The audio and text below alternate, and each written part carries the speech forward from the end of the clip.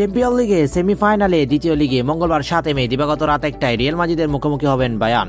প্রথম লিগে 2-2 গোলে ড্র হওয়ায় উভয় দলের জন্য এটি হবে ডু অর ড্রাই ম্যাচ। বায়ার্নের অভিজ্ঞ ফরওয়ার্ড ট্রাইমস মুল্লার মনে করেন রিয়াল মাদ্রিদের মাঠে জয় পাওয়াটা বেশ কঠিন। রিয়াল মাদ্রিদের বিচিত্রময় খেলার ধরনকে মোল্লা শ্রদ্ধা করেন। তিনি আরও বলেন, রিয়াল মাদ্রিদের অনেকগুলো রূপ আছে, তারা ঘরের মাঠে ভালো খেলে এবং তারা জানে যে আক্রমণ টিকাতে তাদের দুরন্ত খেলোয়াড় আছে তা ডিপেন্ড করে থাকে। তাদের এই কৌশল বেশ কার্যকর, তবে তাদের বিপক্ষে লড়াই করাও উপায় আছে।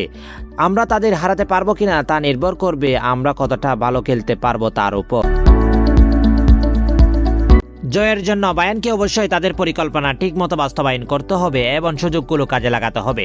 মূল্যায়ন বিশ্বাস করে যদি আমরা বল পায়ে রেখে খেলতে পারি এবং সুযোগগুলো কাজে লাগাতে পারি তাহলে আমরা তাদের হারাতে পারবো। প্রথম লিগে হতাশার পর বায়ার্ন এবার রিয়ালের মাঠে জয় ছিনিয়ে নিতে চায়। ম্যাচটি মঙ্গলবার দিবাগত রাত 1টায় অনুষ্ঠিত হবে। প্রতিবেদনটি তুলে ধরেন মোহাম্মদ জাদুল ইসলাম দিসান ও প্লাস নিউজ ইন্টারন্যাশনাল।